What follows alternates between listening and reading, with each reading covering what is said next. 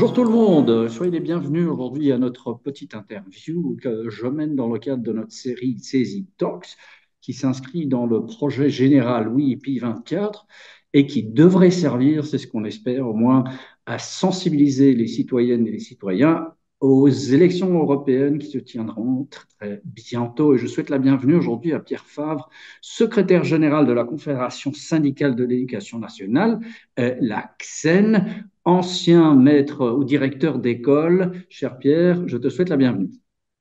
Merci Klaus et merci encore de faire l'effort de parler français.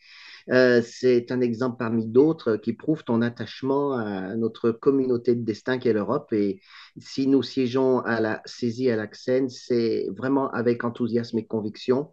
J'ai été très, très, très agréablement surpris de découvrir le nombre de volontaires qui étaient partants au mois d'octobre pour venir à Paris découvrir la saisie dont je parlais un peu dans le vide jusqu'à maintenant et de constater que derrière les écrans, derrière les mails, eh ben, il y a des personnes en chair et en os qui incarnent une vision d'une profession, des valeurs et aussi un message pour les générations futures. Et je sais que Klaus, tu as pu entraîner beaucoup de monde derrière toi, derrière nous, et je t'en remercie encore. Ah, c'est bien gentil, merci cher Pierre. Parlons un peu des défis aussi pour l'Axen, pour l'enseignement en France. Quelle est la situation actuelle? Quels sont les défis à affronter?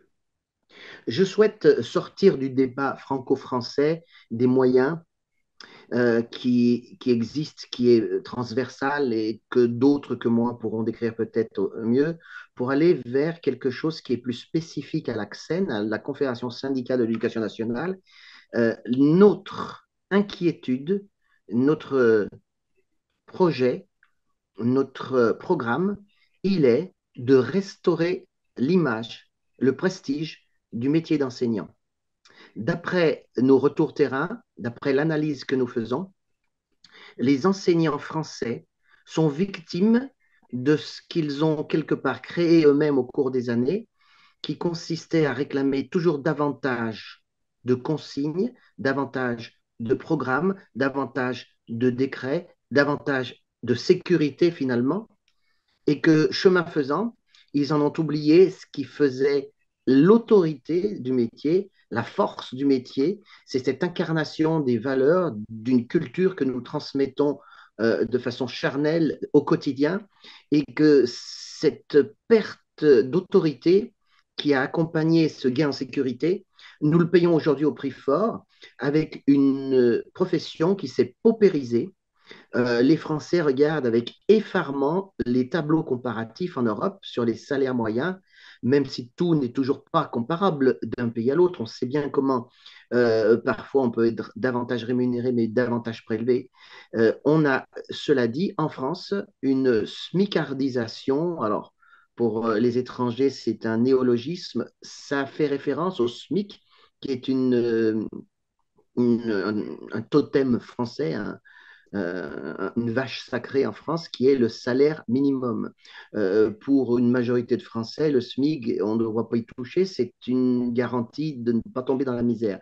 Mais l'élévation du SMIC de gouvernement en gouvernement, de décennie en décennie, amène à écraser l'échelle des salaires de telle sorte que les métiers des enseignants sont devenus aujourd'hui tout à fait comparables à d'autres métiers de la fonction publique moins prestigieux, tout aussi nécessaires, nous en disconvenons pas, mais le métier d'enseignant, ce qui faisait qu'on nous appelait des maîtres d'école, a aujourd'hui disparu et c'est un projet que nous partageons au S2D, syndicat des directrices et directeurs d'école, et au SNE, syndicat national des écoles, qui veulent créer les conditions pour que l'autorité et le prestige de la profession soient reconnus, admis, et qu'au fil des années qui viendront, on puisse de nouveau recruter les meilleurs étudiants pour les métiers d'enseignement, parce qu'aujourd'hui, malheureusement, les meilleurs étudiants se détournent de la mission d'enseignement. Oui, c'est un peu le problème auquel font face les autres syndicats dans d'autres pays membres, effectivement, concernant, et je dirais, les enjeux et les efforts qu'ils font pour revaloriser la profession de l'enseignant et de l'enseignante. C'est quelque chose que beaucoup de syndicats membres dans d'autres pays ont à cœur. Voilà. Tu parlais aussi des défis, de l'incarnation des valeurs.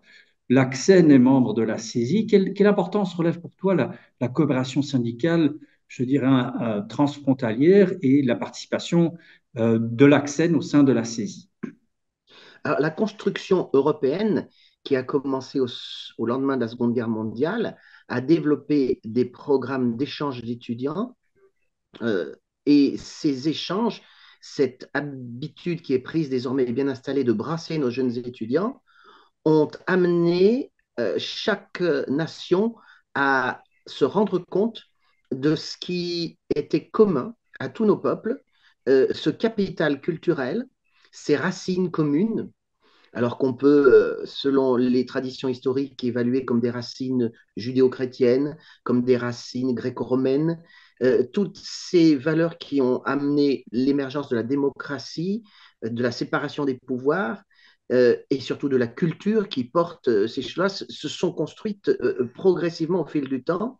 Et c'est par la découverte concrète de ces valeurs, de ces comportements, de ces éthiques individuelles que l'idée d'Europe est incarnée. Finalement, on peut parler au niveau national en France d'une communauté de destin, mais j'aime beaucoup parler pour l'Europe d'une communauté de civilisation. L'histoire actuelle, aujourd'hui, sous nos yeux, démontre définitivement que l'Europe n'est pas seulement une aspiration, elle est bien davantage une nécessité vitale. C'est-à-dire que dans le monde qui se construit avec les nouveaux impérialismes qui menacent, il y a nécessité de se réunir et de se réunir non pas sous la contrainte, comme le feront les dictateurs, mais se réunir autour de valeurs, autour de convictions, autour d'une valeur cardinale qui est celle de la liberté, qui caractérise et qui est vraiment présente dans les statuts de la saisie et qui nous mobilise tous. Donc, si on veut concrètement traduire cela de façon de proposition pour la Commission européenne ou de lobbying, je crois qu'il faut se garder de vouloir surlégiférer, surréglementer un métier qui malheureusement l'est déjà trop, comme je disais en préambule, mais bien au contraire, créer les conditions favorables pour que les gens puissent coopérer volontairement, construire leurs projets ensemble, se connaître, se rencontrer. Et une des solutions qui me paraît peut-être par le haut permettre cette construction, ce serait de penser au niveau européen des équivalences en termes de diplôme, des équivalences en termes de reconnaissance de formation, de telle sorte que nos jeunes sauront que dans l'espace européen, il y a un marché du travail bien plus ouvert et tout ce qui peut concourir à faire que les uns et les autres se connaissent, s'échangent et puissent, par équivalence, sur des périodes données, euh, exercer dans un autre pays que leur pays d'origine, est de nature à consolider cette idée de communauté de civilisation qui nous est très chère.